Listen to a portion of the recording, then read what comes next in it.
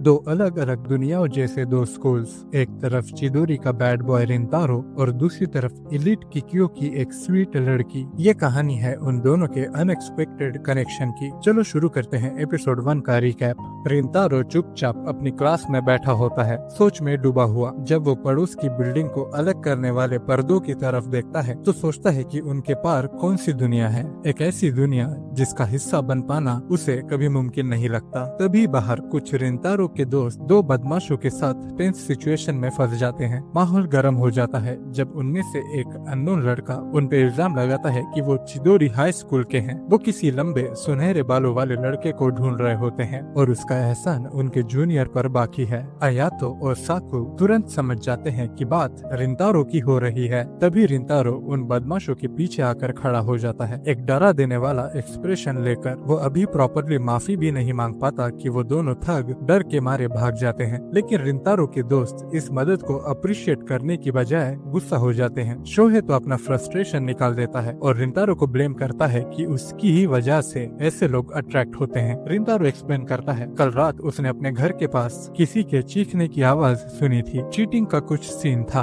उसने एक रोते हुए लड़के को देखा जिसे थप्पड़ पड़ा था, लेकिन जैसे ही उसने मेरा चेहरा देखा डर के मारे भाग गया। शोहे मजाक में कहता है कि उसे उस लड़के के लिए एक्चुअल में बुरा लग रहा है और साकू कहता है कि शायद उस बेचारे को लगा होगा कि रिंतारो उसे मार डालेगा। रिंतारो बस आधा अधूरा ब्लेम एक्सेप्ट करता है। जैसे ही वो लोग आगे बढ़ते हैं उनका सामना किक्यो अकेडमी की दो लड़कियों से होता है। टेंशन तुरंत फील होती है। दोनों साइड्स आंखों से बचने की कोशिश करते हैं, लेकिन शोहे नोटिस करता है कि एक लड़की का रुमाल गिर गया है। जब वो उसे लौटाता है तो वो लड़की कहती है कि अब उसे इस रुमाल की जरूरत नहीं। साकू कहता है कि कुछ नहीं बदला, किक्यो की लड़कियां अब भी उनसे नफरत करती है। रिंतारो इस सिचुएशन के बारे में सोचता है। किक्यो प्राइवेट अकेडमी फॉर गर्ल्स एक एलीट स्कूल माना जाता है जहां सोफिस्टिकेटेड लड़कियां पढ़ती हैं, लेकिन चिदोरी हाई एक स्कूल जिसका नाम बदमाशी और लो ग्रेड्स के लिए मशहूर है। चिदोरी हाई के स्टूडेंट्स के लिए ये नोबल लड़कियां सिर्फ रूड और दूरी बनाए रखने वाली होती हैं। दोनों स्कूल्स एक दूसरे के बिल्कुल पास हैं,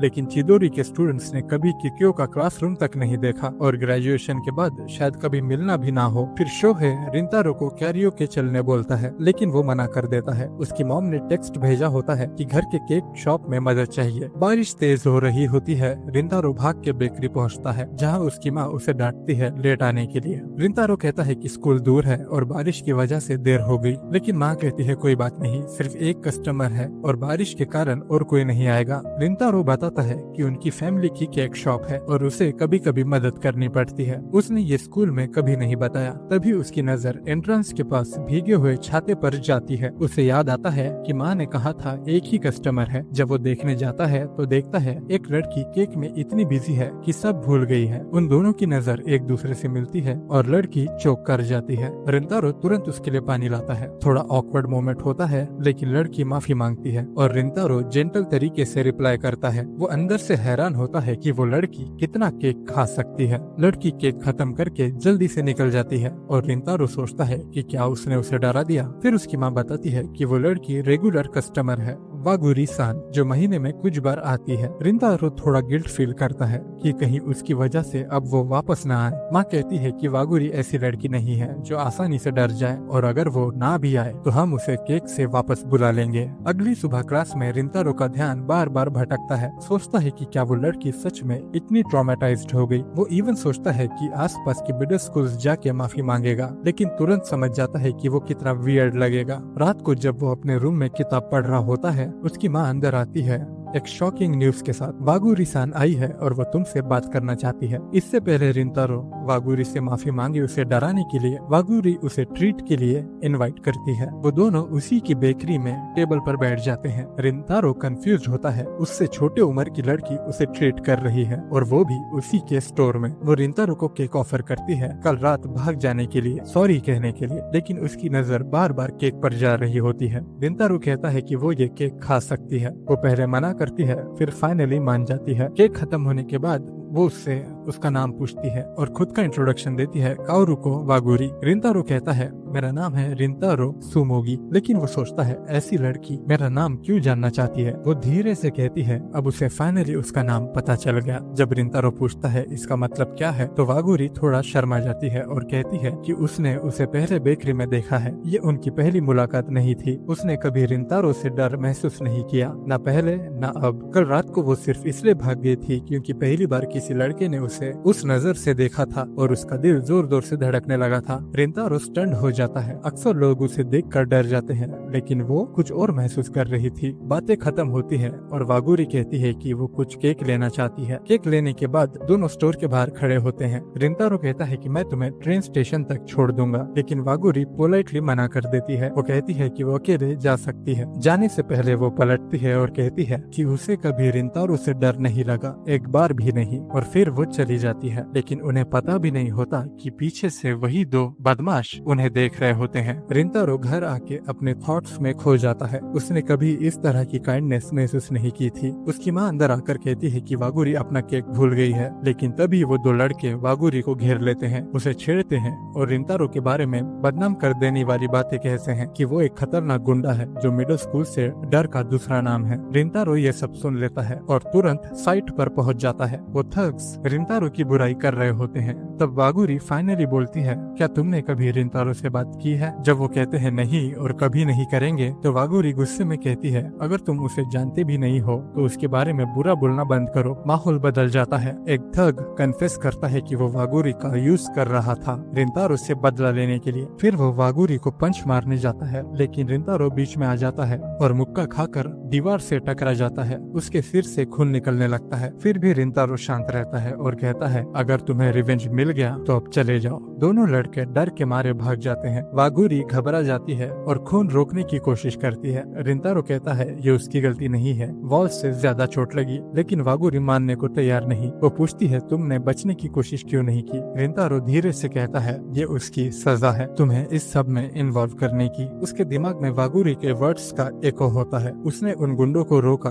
क्योंकि उसने रिंतारो को समझा था। रिंतारो गिल्ट फील करता है, लेकिन वागुरी क्लियर होती है। उसे समझ ही नहीं आता लोग रिंतारो से डरते क्यों हैं। उसके लिए तो वो काइंड है और उसे बचाने के लिए वो उसका शुक्रिया अदा करती है दिल से। रिंतारो जिसे हमेशा सिर्फ रिजेक्शन मिला है पहली बार होप महसूस करता है, एक ऐसी फीलिंग जिसे उसने कब का दबा दिया था। वो उसे स्टेशन तक छोड़ता है और वागुरी उसके चोट के बारे में पूछती है। रिंतारो कहता है कुछ खास नहीं, ये तो आराम से ठीक हो जाएगा। जैसे ही वो मुड़ता है वागुरी कहती है वो फिर आएगी केक खाने के लिए। रिंतारो हल्की सी स्माइल देकर कहता है हाँ। बाद में वागुरी किसी को कॉल करके बताती है कि वो ठीक है और उसका दिमाग उस मोमेंट पर अटका रहता है जब रिंतारो ने उसे अपने से छुपा लिया था। अगली सुबह रिंतारो स्कूल अर्ली पहुंचता है, थका हुआ और सोच में डूबा। सोचता है वागुरी कब दोबारा आएगी। तभी वो खिड़की की तरफ देखता है और शॉक हो जाता है कि क्यों बिल्डिंग के पर्दे हट रहे होते हैं और वहाँ वागुरी खड़ी होती है। पैनिक में रिंतारो अपने क्लासरूम के पर्दे तुरंत बंद कर देता है। शॉक्ड वो सोचता है कि वागुरी वहाँ क्या कर रही है, क्या वो मुझसे छोटी नहीं है? और तब उसे एहसास होता है कि काओरुको वागुरी किक्यो अकेडमी की स्टूडेंट है। सुबह की शुरुआत चिदोरी हाई में जिंदगी से भरी होती है, लेकिन सब कुछ खुशगवार नहीं है। शोहे परेशान है। उसे किक्यो अकेडमी की लड़कियों से गुस्से भरी नजरें मिल रही हैं। आमतौर पर तो उसे फर्क नहीं पड़ता, लेकिन आज कुछ अलग लग रहा है। हर एक नजर ज्यादा भारी, ज्यादा पर्सनल महसूस हो रही है। जब उसके दोस्त साकू और आया तो आते हैं तो पता चलता है कि सिर्फ उसी के साथ ऐसा नहीं हो रहा, उनके साथ भी सुबह कुछ ऐसा ही हुआ था। तब साकू कैजुअली कहता है कि उसे कभी भी चिदोरी और किक्यो के बीच की टेंशन पसंद नहीं आई। उसके हिसाब से इन दोनों स्कूल्स का कभी मिलना मुमकिन नहीं है। उसकी बात हवा में तैरती रह जाती है और रिंतारो चुपचाप सोच में डूब जाता है। उसके बाद सबकी नजर रिंतारो के सर के चोट पर पड़ती है और थोड़ी देर में आया तो पूछता है कि उसके डेस्क का पर्दा क्यों बंद है। शोहे मजाक में कहता है कि रिंतारो सुबह सुबह सबसे पहले किक्यो की बिल्डिंग देखना नहीं चाहता इसलिए, लेकिन रिंतारो कुछ ज्यादा ही इमोशनल हो जाता है और जोर देकर कहता है कि वजह ये नहीं है। उसके अचानक रिएक्शन से सब थोड़ा कंफ्यूज हो जाते हैं, खासकर साकू। जैसे ही क्लास शुरू होती है रिंतारो का ध्यान कहीं और ही होता है। उसके दिमाग में बार बार काओरुको का एक्सप्रेशन घूमता रहता है। जब उसने स्कूल में उसे देखा था कितनी हैरानी थी उसके चेहरे पर। और फिर रिंतारो ने अचानक पर्दा खींच दिया था। उसके मन पर गिल्टी फीलिंग भारी पड़ रही है। वो सोचता है कि क्या काओरू को कभी फिर से केक शॉप आएगी, और शायद बेहतर होगा अगर वो ना आए। स्कूल के बाद शोहे सबको कैरियोके के लिए इनवाइट करता है, लेकिन जैसे ही वो लोग स्कूल से निकलने वाले होते हैं, उनकी नजर गेट के पास भीड़ पर पड़ती है। कुछ तो हो रहा है। रिंतारो तब हैरान रह जाता है जब वो देखता है कि काओरू को चिदोरी के एंट्रेंस के बाहर अकेली खड़ी है और क्लियरली किसी का इंतजार कर रही है। स्टूडेंट्स धीरे धीरे देख रहे होते हैं और आपस में कुछ कुछ बोल भी रहे होते हैं। तभी शोहे सीधा आगे बढ़कर उसके सामने आ जाता है। उसकी टोन थोड़ी तेज और डिमांडिंग होती है। उसे जानना होता है कि एक किक्यो की लड़की चिदोरी में क्या कर रही है। काओरू को थोड़ी घबरा जाती है, लेकिन धीरे से कहती है कि वो किसी का इंतजार कर रही है। रिंतारो तुरंत शोहे को पीछे खींच लेता है और सिचुएशन को संभालने की कोशिश करता है। तभी अचानक शोहे की आंखों से आंसू निकल पड़ते हैं। वो मानता है कि वो गुस्से में नहीं था,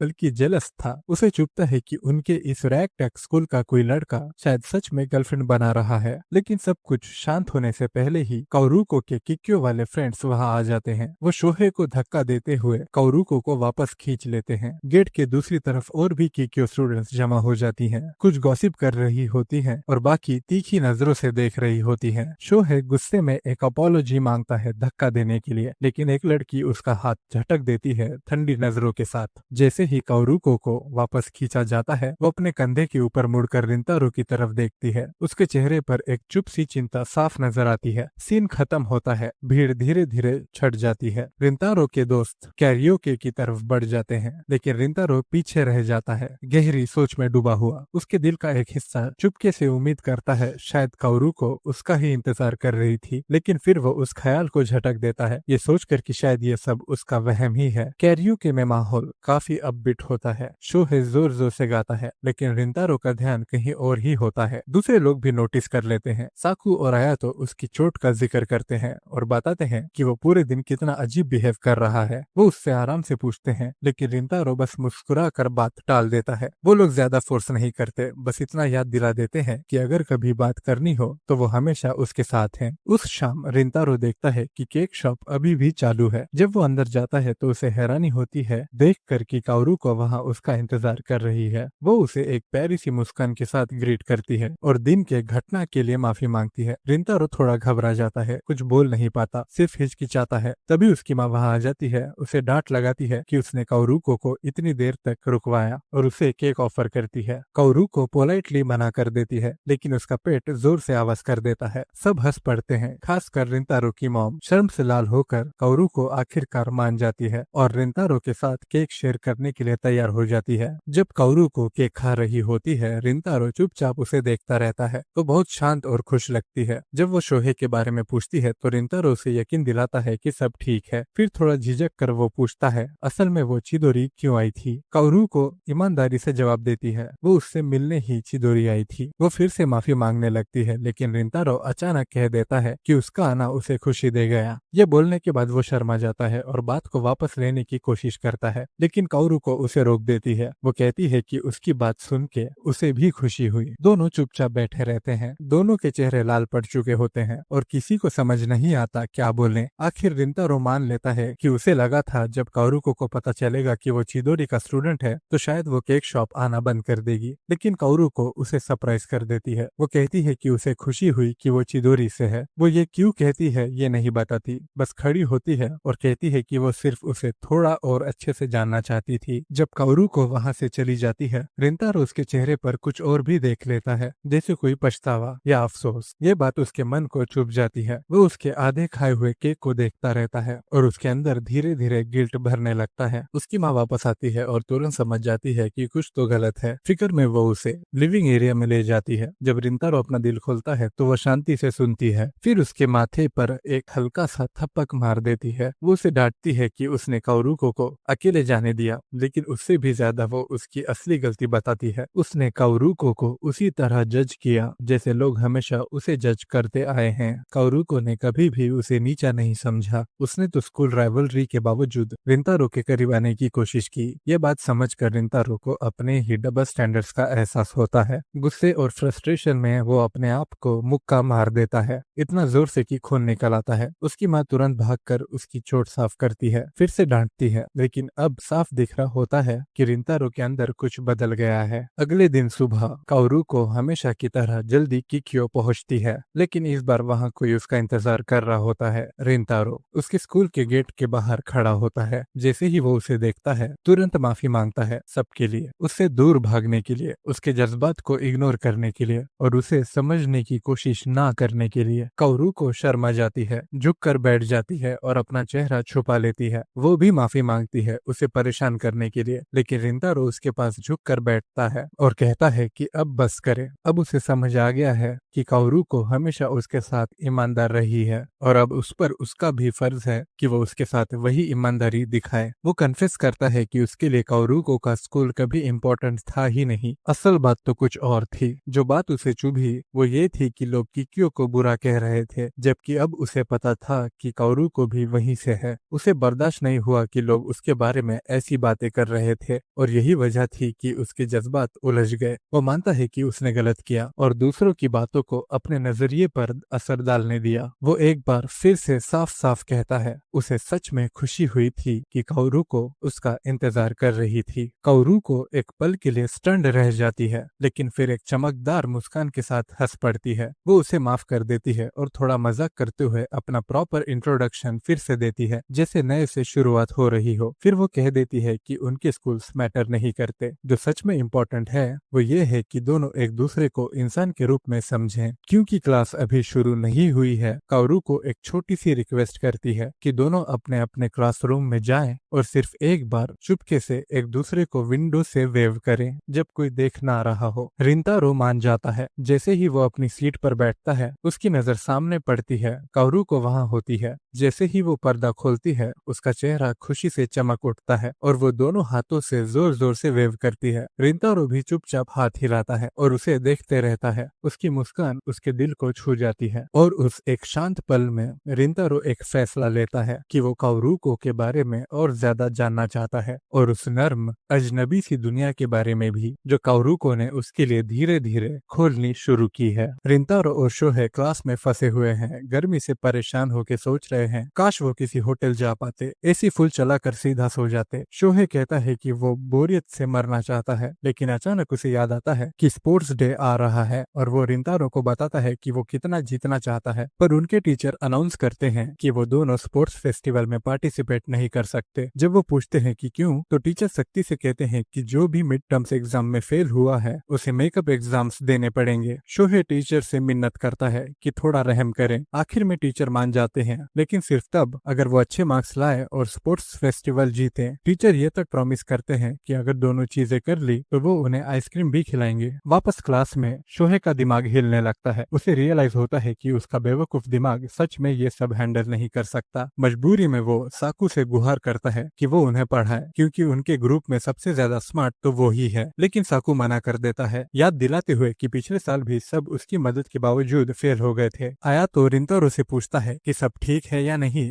लेकिन रिंतारो भी शोहे की तरह बिल्कुल हारा हुआ महसूस कर रहा होता है। रिंतारो उससे मदद मांगता है, लेकिन आया तो कहता है कि वो भी रिंतारो जितना ही बेवकूफ है। अचानक शोहे डिक्लेयर करता है कि उन्हें साकू की मदद की जरूरत नहीं है और वो खुद ही पढ़ाई करेंगे। साकू उन्हें चैलेंज देता है कि अगर हिम्मत है तो बिना उसकी हेल्प के सच में पास होके दिखाएं। उसी वक्त रिंतारो को अपनी मॉम का एक टेक्स्ट आता है जिसमें लिखा होता है कि उनकी शॉप में सेल चल रही है और वो काओरू को बुलाने के लिए कहती हैं। तभी रिंतारो को रियलाइज होता है कि काओरू तो कुछ टाइम से स्टोर आई ही नहीं है। घबराहट में क्लास के बीच ही वो काफी देर सोचने के बाद काओरू को एक इनविटेशन लिख कर भेज देता है। वो पूरे दिन रिप्लाई का इंतजार करता है, पर स्कूल खत्म होने के बाद भी कोई जवाब नहीं आता। फिर अचानक काओरू का मैसेज आता है जिसमें वो लिखती है कि वो नहीं आ सकती क्योंकि वो बिजी है। रिंतारो अचानक उदास महसूस करता है और सोचता है कि आखिर उसे इतना बुरा क्यों लग रहा है। तभी शोहे वहां आ जाता है और रिंतारो को पब्लिक लाइब्रेरी चलने के लिए बोलता है ताकि वो मिड टर्म्स की पढ़ाई कर सके। दोनों बिना टाइम वेस्ट किए बुक्स लेकर पढ़ने लगते हैं, लेकिन सिर्फ 10 मिनट बाद ही शोहे का दिमाग पूरी तरह से शॉर्ट हो जाता है। रिंतारो सजेस्ट करता है कि शोहे को साकू से माफी मांगनी चाहिए पिछले साल उसका टाइम वेस्ट करने के लिए। शोहे मान लेता है कि उसे सच में बुरा लगता है कि वो फेल हो गया था और साकू की मेहनत बर्बाद हो गई थी। रिंतारो उसे हिम्मत देता है और कहता है कि साकू अब भी केयर करता है और चाहता है कि सब मिलकर स्पोर्ट्स डे एंजॉय करें। ये सुनकर शोहे हैरान हो जाता है कि रिंतारो को क्या हो गया, क्योंकि वो अचानक इतना सिंसियर कैसे बोलने लगा। इंस्पायर होके शोहे उछल कर खड़ा हो जाता है और रिंतारो से कहता है कि वो अभी स्कूल जा रहा है साकू से माफी मांगने और उसे लाइब्रेरी ले आने। वो प्रॉमिस करता है कि वो सब मिलके स्पोर्ट्स डे में जरूर होंगे। शोहे के जाने के बाद रिंतारो पढ़ाई करता रहता है। तभी दो लड़कियां वहां आती हैं और सीट्स ढूंढने लगती हैं। रिंतारो चुपचाप उठकर चला जाता है, अपनी सीट उनके लिए छोड़ देता है। लड़कियों को समझ आ जाता है कि उसने क्या किया, लेकिन तब तक उसका शुक्रिया कहना लेट हो जाता है। जैसे ही रिंतारो लाइब्रेरी से बाहर निकलने ही वाला होता है, उसके कान किसी को काउरुको का नाम लेते सुनाई देते हैं। क्यूरियस होकर वो इधर उधर देखता है और देखता है कि काउरुको अपनी फ्रेंड के साथ बैठकर पढ़ाई कर रही है। तभी उसे समझ आता है कि काउरुको शॉप इसलिए नहीं आ पाई क्योंकि वो अपने खुद के मिड टर्म्स की तैयारी में बिजी है। वो चुपचाप दूर से काउरुको को देखता है, लेकिन जब वो लगभग पकड़ा जाता है तो तुरंत छुप जाता है। उसे देखते हुए उसका ध्यान जाता है कि काउरुको अपनी फ्रेंड के साथ कितनी कैजुअल और रिलैक्स्ड है, बिल्कुल अलग उस तरीके से जैसे वो रिंतारो के साथ होती है। तभी उसकी फ्रेंड काउरुको की तारीफ करती है कि उसने फिर से क्लास की टॉपर पोजीशन मेंटेन की है, और रिंतारो हैरानी से सुनता रहता है, समझते हुए कि काउरुको सच में कितनी अमेजिंग है। वो लाइब्रेरी से बाहर निकलता है और बाहर ही बैठकर पढ़ाई कंटिन्यू करता है। काउरुको के टॉपर होने के बारे में सोचता हुआ उसे महसूस होता है कि वो उससे कितना पीछे है, क्योंकि उसका खुद का नाम तो स्कूल के टॉप इडियट लिस्ट में आता है। थोड़ी देर के लिए वो लेट जाता है ताकि ब्रेक ले सके, लेकिन शोहे की मोटिवेशन याद आती है। वो तय कर लेता है कि इस बार मिड टर्म्स में फेल नहीं होगा। अचानक काउरुको वहां आ जाती है, जिसे देखकर रिंतारो चौंक जाता है। काउरुको कहती है कि उसने पहले उसे निकलते हुए देख लिया था और उसे पता था कि वो ही था। अपना लंच लेकर वो कहती है कि उसे भूख लगी है। जेंटलमैन की तरह रिंतारो थोड़ा साइड हो जाता है ताकि काउरुको के लिए जगह बन सके। काउरुको माफी मांगती है कि वो स्टोर नहीं आ पाई और प्रॉमिस करती है कि अगले टाइम जरूर आएगी, जब अपनी पार्ट टाइम जॉब से थोड़ा पैसा बचा लेगी। ये सुन के रिंतारो सरप्राइज हो जाता है। उसने हमेशा सोचा था कि काउरुको अमीर है, लेकिन काउरुको उसे बताती है कि वो अमीर नहीं है और उसने किक्यो स्कूल में स्कॉलरशिप के थ्रू एडमिशन लिया है, इसीलिए वो अपने ग्रेड्स को गिरने नहीं दे सकती। काउरुको कंप्लेन करती है कि उसकी नींद पूरी नहीं हो रही है क्योंकि वो रात भर पढ़ाई करती रहती है, लेकिन फिर भी कहती है कि वो सब कुछ झेलने को तैयार है। वो समझाती है कि वो बस एक नॉर्मल लड़की है, एक नॉर्मल फैमिली से, जो किसी तरह एक किक्यो जैसे एलिट स्कूल तक पहुंच गई, इसीलिए उसे दूसरे लोगों से 2 गुना मेहनत करनी पड़ती है। रिंतारो उससे पूछता है, तुम इतनी मेहनत करने के लिए तैयार क्यों हो? काउरुको बताती है कि उसने अपने डैड से रिक्वेस्ट की थी कि वो किक्यो जाने दें, और उसने उनसे वादा किया था कि वो कभी उनका भरोसा नहीं तोड़ेगी। ये वादा ही उसका गर्व बन गया और अब यही उसकी सबसे बड़ी मोटिवेशन है, जिसे वो किसी भी हाल में निभाना चाहती है। उसी मोमेंट पर रिंतारो को रियलाइज होता है कि उसने काउरुको को अमीर समझकर कितना गलत जज किया था, और ये वही चीज है जिसके लिए वो खुद कभी जज होना पसंद नहीं करेगा। ये सोचकर वो हम्बल फील करता है और थोड़ा घबराते हुए काउरुको से कहता है, क्या तुम मुझे पढ़ना सिखाओगी? क्योंकि अब वो फिर से फेल नहीं होना चाहता और अपने दोस्तों से अलग भी नहीं होना चाहता। काउरुको उसे थोड़ा खाना ऑफर करती है और मुस्कुराते हुए कहती है, जब मेरे पास फ्री टाइम होगा मैं तुम्हारी पढ़ाई में मदद करूंगी। तभी काउरुको की फ्रेंड सुबारू वहां आ जाती है और रिंतारो उसके सिल्वर बालों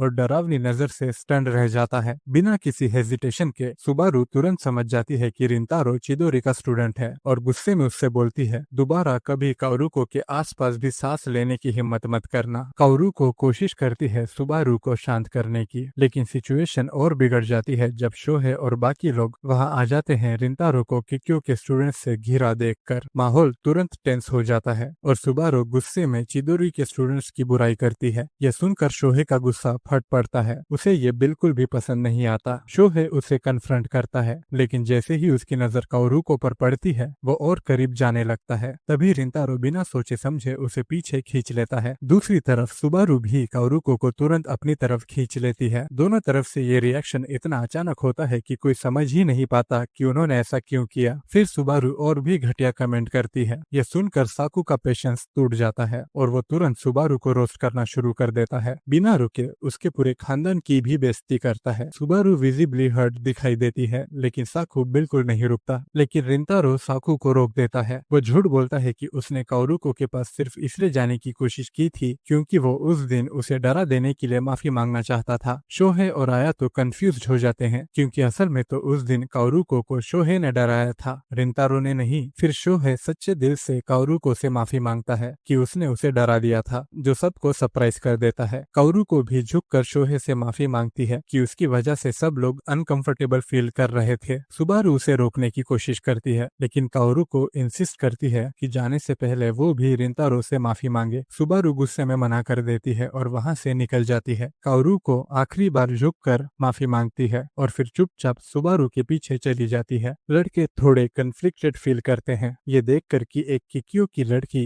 इतनी काइंड और हम्बल भी हो सकती है। फिर उनका ध्यान साकू की तरफ जाता है जिसने उनके लिए स्टैंड लिया। साकू प्राउडली डिक्लेयर करता है, मैं बर्दाश्त नहीं कर सकता कि मेरे दोस्तों को कोई सिल्वर बालों वाली डिसरिस्पेक्ट करे। दूसरी तरफ सुबारू काओरुको को डांटती है कि उसने माफी क्यों मांगी और चिदोरी के लड़कों की फिर से बुराई करती है। लेकिन जैसे ही उसे याद आता है कि रिंतारो ने उस वक्त साकू की बेइज्जती से उसे बचाया था, वो थोड़ा हिल जाती है। क्यूरियस होकर वो काओरुको से पूछती है कि रिंतारो उनके बातचीत के दौरान कैसा था। काओरुको सीधे सिंपल शब्दों में कहती है, वो बहुत काइंड था। ये सुनकर सुबारू अपने ही मैन हेटिंग सोच पर पहली बार डाउट करने लगती है। रात को रिंतारो जबरदस्ती पढ़ाई कर रहा होता है, चाहे उसका दिमाग पिघल ही क्यों ना रहा हो। तभी अचानक काओरुको का कॉल आता है। जैसे ही वो फोन उठाता है उसे रियलाइज होता है कि उसकी आवाज तो हाई पिच्ड हो गई है। दोनों लाइब्रेरी वाले इंसिडेंट के लिए एक दूसरे से माफी मांगते हैं और एक दूसरे को ये भी रियश्योर करते हैं कि उनके फ्रेंड्स असल में अच्छे हैं। काओरुको रिंतारो का शुक्रिया अदा करती है उसे प्रोटेक्ट करने के लिए और कहती है कि उस वक्त वो सच में बहुत कूल था। रिंतारो ऑकवर्ड हो जाता है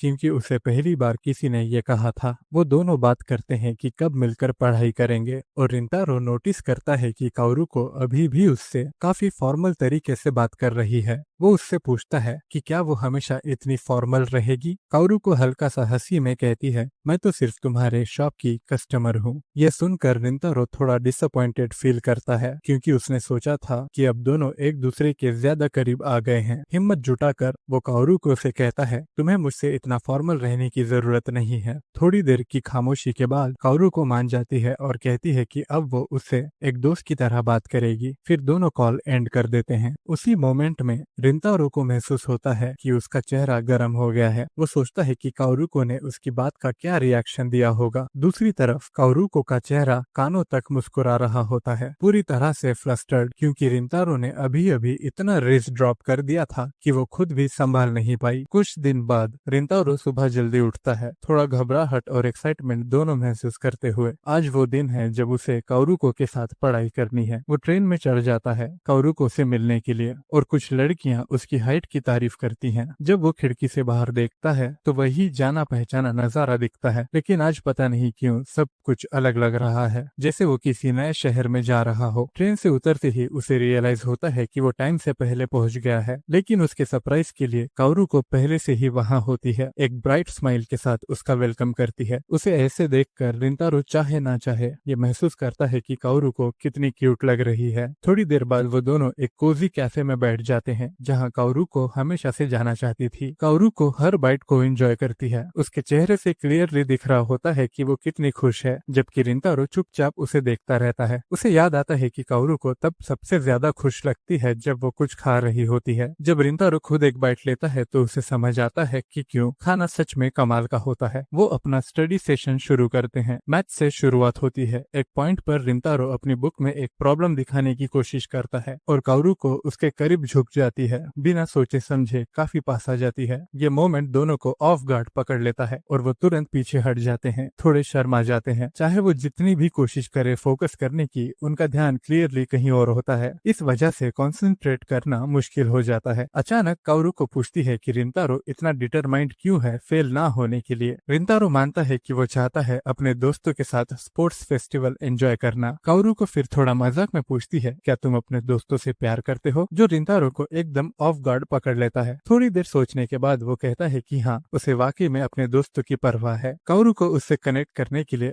अपनी दोस्ती सुबारू के साथ शेयर करती है। वो कहती है कि चाहे सुबारू बाहर से थोड़ी कोल्ड लगे, लेकिन असल में वो एक अच्छी इंसान है। काओरुको समझाती है कि वो दोनों बचपन से फ्रेंड्स हैं और सुबारू ने लड़कों के साथ कुछ बुरे एक्सपीरियंसेस फेस किए हैं। इसी वजह से जब रिंतारो ने पिछले दिन सुबारू के बारे में कुछ बुरा नहीं कहा तो वो बात काओरुको के लिए काफी मायने रखती है। जब वो अलग होते हैं, काओरुको रिंतारो को एक नोटबुक देती है जो उसने स्पेशली उसकी पढ़ाई में मदद करने के लिए तैयार की है। रिंतारो थोड़ी चिंता करता है कि कहीं वो उसके लिए बोझ तो नहीं बन रहा, लेकिन काओरुको उसे रियोश्योर करती है कि वो दोनों इसमें साथ हैं और वो सच में चाहती है कि रिंतारो अपने दोस्तों के साथ स्पोर्ट्स फेस्टिवल एंजॉय करे। करे। वो तो ये तक कहती है कि उसे स्पोर्ट्स फेस्टिवल के बारे में सुनने का इंतजार रहेगा। काओरुको के जाने के बाद रिंतारो एक नई मोटिवेशन फील करता है अपने एग्जाम्स का सामना करने के लिए, लेकिन जैसे ही वो वहाँ से निकलने वाला होता है कोई उसे पीछे से पकड़ लेता है। वो मुड़कर देखता है तो सामने सुबारू होती है जो पूछती है कि हम थोड़ी देर अकेले बात कर सकते हैं। वो दोनों पास के एक कैफे में बैठ जाते हैं। बिना कुछ कहे ही रिंतारो थोड़ा अनईजी फील करता है। अचानक ही सुबारू सीधा पूछ लेती है, क्या तुम काओरुको को डेट कर रहे हो? ये सुनकर रिंतारो इतना शॉक हो जाता है कि उसका गर्म कॉफी का कप हाथों से छूट जाता है और उसका हाथ जल जाता है। सुबारू तुरंत अपनी हैंडकरचीफ निकाल कर उसे देती है और रिंतारो हैरान रह जाता है कि वो पहले से कितनी अलग लग रही है। सुबारू अपना सवाल दोबारा पूछती है, क्या तुम काओरुको को डेट कर रहे हो? रिंतारो जोर देकर कहता है कि नहीं, ऐसा कुछ नहीं है। फिर वो पूछती है, तो तुम्हारा रिश्ता क्या है उसके साथ? रिंतारो थोड़ा रुक जाता है। उसे खुद समझ नहीं आता कि वो अपने आप को काओरुको का दोस्त भी कह सकता है या नहीं। उसकी हेजिटेशन देखकर सुबारू अंदाजा लगाती है कि शायद इन दोनों को ज्यादा वक्त नहीं हुआ है एक दूसरे को जाने हुए। रिंतारो इस बात का हाँ में जवाब देता है। सुबारू एक हल्की सी साय लेती है जैसे उसे थोड़ी रिलीफ मिली हो और फिर कहती है काओरुको से दूर रहना। रिंतारो उससे रीजन करने की कोशिश करता है। कहता है सिर्फ इसलिए क्योंकि मैं चिदोरी से हूँ इसका मतलब ये तो नहीं कि मैं कोई शेडी डिलिक्वेंट हूँ। लेकिन सुबारू उसकी बात बीच में ही काट देती है और कहती है, मुझे पता है तुम वैसे नहीं हो, खासकर उस दिन के बाद जब तुमने मेरी तरफदारी की जबकि मैंने तुम्हें और तुम्हारे दोस्तों को बुरा भला कहा था। सुबारू उसे वार्न करती है कि अगर काओरुको को किसी चिदोरी के लड़के के साथ देखा गया तो उसके लिए प्रॉब्लम्स हो सकती हैं, खासकर क्योंकि किक्यो के टीचर स्टूडेंट से भी ज्यादा बायस्ड हैं। काओरुको एक स्कॉलरशिप पर है और अगर उसका रिंतारो के साथ कनेक्शन दिखा तो वो स्कॉलरशिप भी रिस्क में पड़ सकती है। अचानक उनके पास एक छोटा बच्चा गिर जाता है। रिंतारो मदद करने के लिए उठता है लेकिन सुबारू उससे भी तेज निकलती है। वो तुरंत बच्चे का टॉय उठाकर उसे वापस दे देती है। बच्चा खुशी से उसका शुक्रिया अदा करता है और उसके बालों की तारीफ करता है। कहता है, आपका हेयर कलर बहुत कूल है। ये बात सुबारू के मन में एक पुरानी याद जगा देती है। वो रिंतारो से कहती है कि एक टाइम था जब उससे उसके बालों के लिए बुली किया जाता था, लेकिन काओरुको पहली लड़की थी जिसने न सिर्फ उसके बालों की तारीफ की बल्कि उसका डिफेंस भी किया। उस मोमेंट के बाद काओरुको उसके लिए एक हीरो बन गई थी और तब से वो उसकी सबसे करीबी दोस्त है। सुबारू समझाती है कि वो काओरुको को प्रोटेक्ट करने के लिए कुछ भी करने को तैयार है, चाहे उसके बदले काओरुको उससे नफरत ही क्यों ना करने लगे। फिर वो अपना सर झुकाती है और पूरी सिंसियरिटी के साथ रिंतारो से गुजारिश करती है, प्लीज काओरुको से मिलना बंद करो। ये सुनकर रिंतारो के दिमाग में अपने दोस्तों और किक्यो की लड़कियों के बीच की टेंशन याद आती है, लेकिन उसे याद आता है कि काओरुको ने कभी उसके साथ ऐसा भेदभाव नहीं किया। उसने हमेशा उसे समझने की कोशिश की बिना किसी बायस के। इसी वजह से रिंतारो बहुत ही जेंटल तरीके से सुबारू की रिक्वेस्ट को मना कर देता है। सुबारू कैफे में अकेली रह जाती है, दिल में कन्फ्लिक्टिंग फीलिंग्स के साथ थोड़ा पछतावा,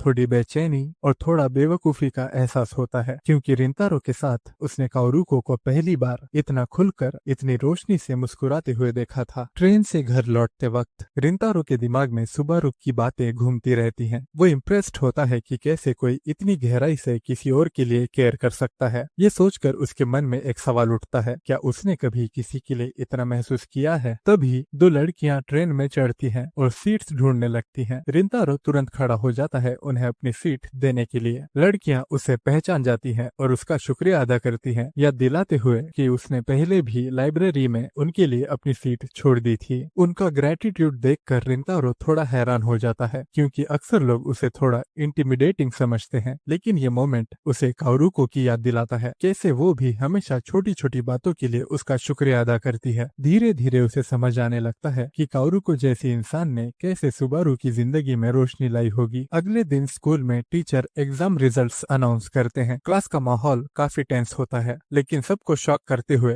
रिंतारो और शोहे दोनों पास हो जाते हैं। पूरी क्लास खुशी से झूम उठती है। उनके सो कॉल्ड सबसे बड़े इडियट्स ने कमाल कर दिया है। खुशी से भरा हुआ रिंतारो अपनी फीलिंग्स शेयर करता है। पूरी क्लास इमोशनल हो जाती है और साकू की तारीफ करती है, क्योंकि उसने ही सबको इतनी मेहनत से पढ़ाया। लड़के साकू का शुक्रिया अदा करते हैं, लेकिन रिंतारो के दिल में सबसे ज्यादा शुक्र काओरुको के लिए होता है, क्योंकि असली मोटिवेशन उससे ही मिली थी। वो काओरुको को मैसेज भेजने का सोचता है, लेकिन उसे सुबारू की बात याद आ जाती है और वो अपना फोन वापस रख देता है। अचानक सेलिब्रेशन के बीच साकू ज्यादा ही एक्साइटेड हो जाता है और रिंतारो के डेस्क से टकरा जाता है, जिससे उसकी बुक्स नीचे गिर जाती हैं। जब वो उन्हें उठाने में मदद करता है तब उसकी नजर एक खास नोटबुक पर पड़ती है जो काओरुको ने रिंतारो को दी थी। उस पर काओरुको का नाम लिखा होता है और एक हार्ट फेल्ट विश भी लिखी होती है कि रिंतारो एग्जाम्स में अच्छा करे। सीरियस टोन में साकू रिंतारो से पूछता है ये क्या है। रिंतारो जबरदस्ती नोटबुक आयातो से ले लेता है। अचानक सभी शोहे को काओरुको का नाम लेते हुए सुनते हैं और तुरंत पहचान जाते हैं कि वो वही लड़की है लाइब्रेरी वाली जिसे सुबारू ने प्रोटेक्ट किया था, जिसे रिंतारो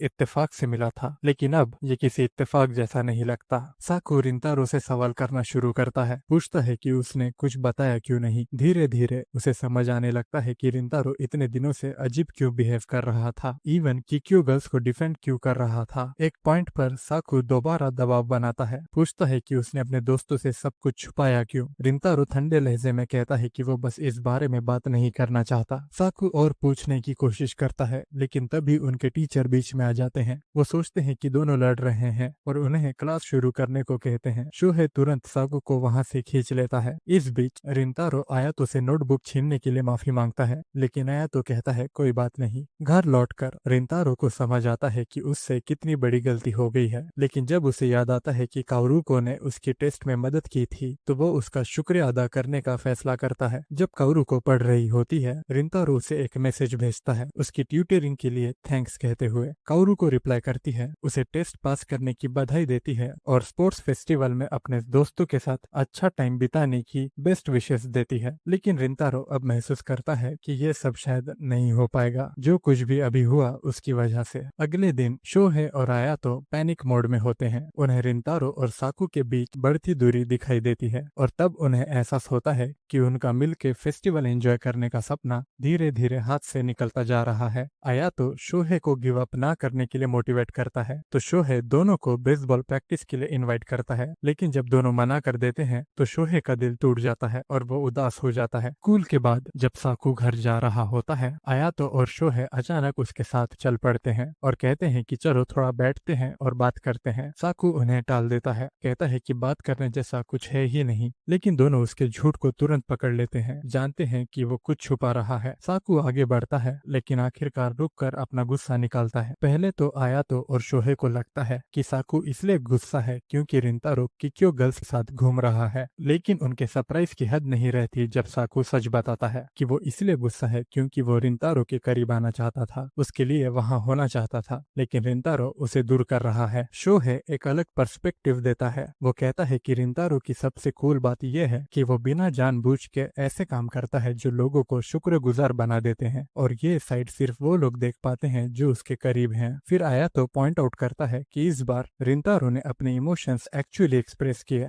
जो पहले कभी नहीं हुआ था। आयातो के लिए ये बड़ी बात है, एक प्रोग्रेस का साइन। वो कहता है कि जब वक्त सही होगा रिंतारो खुद उनके पास आएगा और अपना दिल खोल के बात करेगा। ये बात साकू के दिल में उम्मीद की एक छोटी सी रोशनी जगा देती है और तीनों मिलके रामेन खाने जाने का प्लान बना लेते हैं। इसी बीच कैफे में रिंतारो की मॉम नोटिस करती है कि उसका चेहरा उदास है। उन्हें शक होता है कि शायद उसके टेस्ट फिर से खराब गए हैं, लेकिन जब रिंतारो बताता है कि उसका एक भी टेस्ट फेल नहीं हुआ तो वो हैरान रह जाती हैं। रिंतारो उन्हें यकीन दिलाता है कि उसने बिल्कुल ईमानदारी से सब पास किया है। तभी काओरुको कैफे में आती है और रिंतारो तुरंत छुप जाता है। काओरुको उसकी मॉम से बात करने लगती है, कहती है कि उसका कुछ मीठा खाने का मन हो रहा है, जो रिंतारो की मॉम को तुरंत रिंतारो की याद दिलाता है। जैसे ही वो उसका नाम लेने लगती है रिंतारो उन्हें चुप करवाता है ताकि काओरुको उसे देख न ले, लेकिन रिंतारो की मॉम शरारत से उसे खींचकर काओरुको के सामने ले आती है और बताती है कि वो एक सी थ्रू मिरर के पीछे छुपा हुआ था। काओरुको हैरान रह जाती है और थोड़ी सी एम्बेरस भी हो जाती है कि रिंतारो ने उसकी मीठा खाने वाली बात सुन ली। विंगमैन बनते हुए रिंतारो की मॉम उससे कहती है कि काओरुको का ऑर्डर ले लो और खुद किचन की तरफ चली जाती हैं। जब काओरुको डिसाइड कर रही होती है कि क्या ऑर्डर करे, वो अचानक दोनों हाथ उठाकर रिंतारो से हाई फाई मांगती है, टेस्ट पास करने और उसके आने वाले स्पोर्ट्स फेस्टिवल के लिए सेलिब्रेट करने के लिए। लेकिन ये बात रिंतारो को दिन में हुई टेंशन याद दिलाती है और वो उसे एक फीका सा हाई फाई देता है। काओरुको तुरंत महसूस कर लेती है कुछ तो गड़बड़ है। पूरी बात ना जानते हुए भी वो रिंतारो को एक छोटी सी सलाह देती है, कहती है कि जब भी मन उदास हो कुछ टेस्टी खा लेना चाहिए। लेकिन जब काओरुको हकलाने लगती है रिंतारो जोर से हंस पड़ता है। उसे ये देखकर दिल से खुशी होती है कि काओरुको कितनी मेहनत कर रही है उसका मूड ठीक करने के लिए। उसकी हंसी देखकर काओरुको भी रिलैक्स्ड महसूस करती है और जैसे ही वो मुस्कुराकर रिंतारो की तरफ देखती है रिंतारो के दिल के अंदर प्यार के फूल खिलने लगते हैं। जब काओरू को जाने लगती है, वो वादा करती है कि वो फिर आएगी और रिंतारो उसके जाने के बाद बिल्कुल लव स्ट्रक रह जाता है। उस मोमेंट में उसे एहसास होता है कि काओरू को कितनी अमेजिंग है। सिर्फ उसकी प्रेजेंस ही उसके मन की परेशानी को दूर कर देती है। और जब वो अपनी पहली सुबारू से हुई बातचीत को याद करता है तो उसे समझ आता है कि उसने सुबारू की रिक्वेस्ट सिर्फ काओरू को के लिए रिस्पेक्ट की वजह से नहीं ठुकराई थी, बल्कि उसके अंदर कुछ और गहरा, कुछ और स्ट्रॉन्ग इमोशन जाग रहा था। बाद में कैफे बंद करने के बाद रिंतारो देखता है कि इसकी मॉम एक सेलिब्रेटरी डिनर तैयार कर रही होती है। जब वो पूछता है कि किस खुशी में, तो वो कहती है कि एग्जाम्स पास करने की, जो उन्हें खुद मुश्किल से यकीन हुआ। वो उसे उसके ग्रेड्स दिखाने के लिए कहती है और जैसे ही देखती है खुशी से झूम उठती है। रिंतारो कहता है कि बस मुश्किल से पास किया है, लेकिन उसकी मॉम कहती है कि छोटी उम्र से वो ऐसा लड़का था जो जल्दी गिव अप कर देता था, लेकिन अब जब वो देख रही है कि उसने किसी चीज के लिए सच में मेहनत की है तो उन्हें पहली बार असली खुशी महसूस हो रही है। वो मानती है कि रिंतारो अभी भी अपनी परेशानियों से जूझ रहा है और याद दिलाती है कि एक माँ की इंस्टिंक्ट्स कभी गलत नहीं होती। फिर वो कहती है कि उन्हें फक्र है कि रिंतारो सिर्फ पढ़ाई में ही नहीं बल्कि इमोशनली भी ग्रो कर रहा है। हाँ, वो अभी भी चीजें ज्यादा सोचता है, लेकिन साथ ही साथ उसने ये भी सीख लिया है कि उसके लिए क्या सच में इम्पोर्टेंट है, और यही बात उन्हें सबसे ज्यादा खुशी देती है। इसी बीच घर जाते वक्त काओरुको का दिल धड़कने लगता है। रिंतारो को इतना खुलकर हंसता हुआ देखकर उसे लगा नहीं था कि वो इतना क्यूट भी हो सकता है। मुस्कुराते हुए वो अपना फोन चेक करती है, इस उम्मीद में कि शायद रिंतारो का मैसेज आया हो, लेकिन अचानक एक मैसेज आता है। रिंतारो का नहीं बल्कि सुबारू का, जो उसे मिलने के लिए कह रही होती है। कहीं और एक पार्क में सुबारू अकेली बैठी होती है और काओरुको के साथ अपनी दोस्ती याद कर रही होती है। जब काओरुको वहां पहुंचती है, सुबारू उसके कपड़ों को देखकर पूछती है कि क्या वो कहीं गई थी। काओरुको हल्का सा मुस्कुराते हुए मान लेती है कि हाँ, वो गई थी। फिर काओरुको अपनी नजर प्लेग्राउंड की तरफ घुमाती है, वही जगह जहाँ उनकी पहली मुलाकात हुई थी, और उस जगह को देखते ही पुरानी यादें उसके दिल में ताजा हो जाती हैं। फिर वो सीधा सवाल करती है, तुम्हें मुझसे क्या बात करनी थी? और तभी सुबारू अचानक एक तीखी ऑनेस्टी के साथ कन्फेस करती है, मैं रिंतारो से मिली थी, तुमसे छुपके। अपने मन में सुबारू ने हमेशा काओरुको को एक खिलती हुई नीली कली के रूप में देखा था, खुद के लिए एक असली हीरो। उसे याद था वो दिन जब काओरुको प्लेग्राउंड में उल्टी लटकने के बाद गिर गई थी। सुबारू चिंता में रो पड़ी थी, लेकिन काओरुको फिर भी मुस्कुराई और उसे शांत किया। बहुत समय तक सुबारू ये चाहती थी कि वो काओरुको जितनी स्ट्रांग हो सके, लेकिन अब उसे समझ आता है कि वो उस ताकत के आसपास भी नहीं है। वो काओरुको को सब कुछ बता देती है। कैफे में रिंतारो के साथ उसे देखने से लेकर रिंतारो को उससे दूर रहने के लिए कहने तक, वो डीपली माफी मांगती है, ये समझकर कि उसने काओरुको को चोट पहुंचाई। लेकिन काओरुको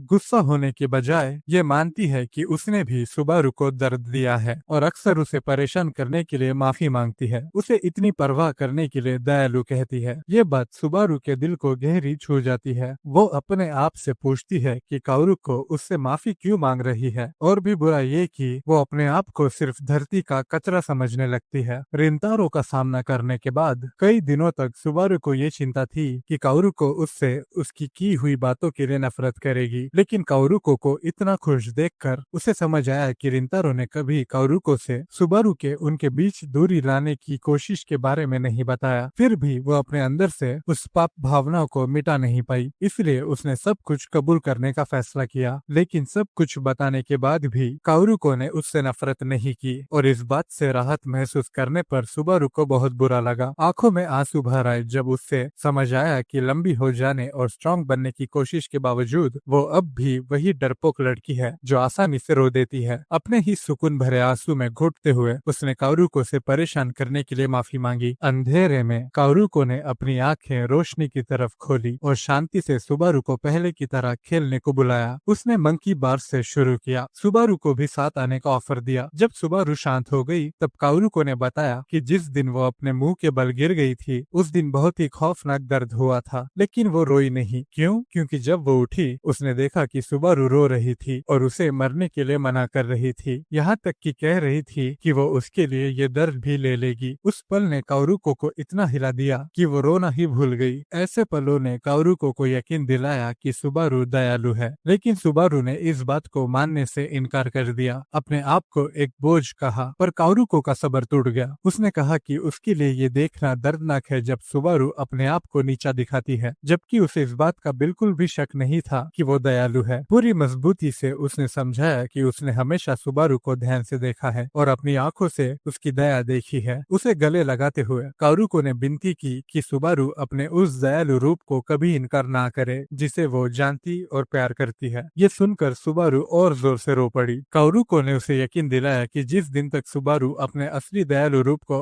अपनाने और प्यार करने लगेगी, तब तक वो उसे याद दिलाती रहेगी और उससे ये कहती रहेगी कि वो उससे प्यार करती है। ये बातें सुबारू को याद दिला गई कि कारुको हमेशा ऐसी ही रही है। उसने अपनी हीरो को गले लगाया और पूछा कि रिंतारो के बारे में वो क्या करना चाहती है, पूरी तरह उसकी सूझबूझ पर भरोसा करते हुए। कारुको ने जवाब दिया कि वो अब भी रिंतारो से मिलना चाहती है और सुबारू उसके चेहरे पर चमक देख सकती थी जब वो उसके बारे में बात कर रही थी। धीरे से उसने पूछा कि क्या कारुको उसे पसंद करती है। कारुको ने माना कि ना सिर्फ वो उसे पसंद करती है बल्कि उससे गहरा प्यार भी करती है। ये सुनने के बाद सुबारू ने कारुको को बताया कि जब मैंने रिंतारो को तुमसे दूर रहने को कहा तो उसने मना कर दिया, और ये सुनकर कारुको की खुशी और बढ़ गई। सुबारू ने अपनी हीरो को और जोर से गले लगाया, ये जानते हुए कि कारुको उसे वैसे ही प्यार करती है जैसे वो है। उसने सोचना शुरू किया कि शायद एक दिन आएगा जब वो कारुको की बातों को अपनाएगी और उसके साथ गर्व से खड़ी रहेगी, जैसे दो फूल जो शान के साथ खिल रहे हो। उसके बाद वो दोनों साथ घर की तरफ चले, तब तक जब तक कारुको को रिंतारो का एक मैसेज देखकर झटका नहीं लगा जिसमें उसने सुबारू का नंबर मांगा था। इसी बीच रिंतारो परेशान था, सोच रहा था कि जो पहले हुआ उसके बाद उसे सुबारू से बात करना जरूरी है। तभी कारुको ने उसे कॉल किया। जब उसने फोन उठाया तो सबसे पहले उसने कारुको से माफी मांगी कि वो उसके टेक्स्ट का जवाब नहीं दे पाया। उसने कहा कि उसे सुबारू से बात करनी है। बिना किसी वार्निंग के कारुको हंस पड़ी और फोन अपनी दोस्त को दे दिया, जिससे रिंतारो घबरा गया। जब उनकी बात हुई, रिंतारो ने कहा कि उसे कुछ बात करनी है। सुबारू ने कहा कि मिलकर बात करते हैं। अगले दिन वो अपने स्कूल यूनिफॉर्म्स में मिले। जब रिंतारो ने इस बात का जिक्र किया तो सुबारू ने बात टाल दी और उसका शुक्रिया अदा किया कि उसने चिंता की। बिना झिझक उसने पूछा कि कारुको से मिलने की उसकी इजाजत पाने के लिए उसे क्या करना होगा। सुबारू ने याद दिलाया कि वो कारुको की मां नहीं है, लेकिन रिंतारो ने समझाया कि उसे पता है कि वो कारुको की कितनी परवाह करती है और ये भी कि अगर वो कारुको से मिलता है तो शायद उसे परेशानी हो, फिर भी वो मिलना चाहता है, इसलिए उसने दोबारा पूछा। सुबारू ने सीधा जवाब नहीं दिया। उसने उसे याद दिलाया कि वो पहले ही डिसाइड कर चुका है कि वो कारुको से मिलता रहेगा। रिंतारो ने समझाया कि उसे पता है कि सुबारू ने जो किया उसका कारण क्या था, क्योंकि कारुको उसके लिए कितनी अहमियत रखती है, लेकिन फिर भी उसे उसका जवाब चाहिए था। उस पल सुबारू को समझ आया कि जिस आदमी से कारुको प्यार करती है वो एक कोमल दिल वाला इंसान है और उसे अपने उस सख्त रवैये पर अफसोस हुआ जो उसने रिंतारो के साथ किया था। अपने ही व्यवहार पर हंसकर उसने माना कि उसने कारुको को उनके कैफे में मिलने के बारे में बता दिया था, जिससे रिंतारो घबरा गया क्योंकि उसने कहा था कि वो उससे मिलना बंद नहीं करेगा। फिर भी सुबारू ने कहा कि जब तक वो कारुको से स्कूल के बाहर मिलता है तब तक उसका मन शांत रहेगा, क्योंकि कोई उनके रिश्ते के बारे में नहीं जान पाएगा। अचानक एक फुटबॉल आकर रिंतारो को लगता है। कैफे में मिले छोटे लड़के ने दौड़कर आते हुए उन्हें पहचाना, कहकर कि ये वही लोग हैं जिन्होंने उसकी मदद की थी। बॉल वापस देने के बाद उसने कहा कि दोनों बहुत करीब लगते हैं, जिस बात को दोनों ने तुरंत झुठला दिया, लेकिन लड़के ने जोर देकर कहा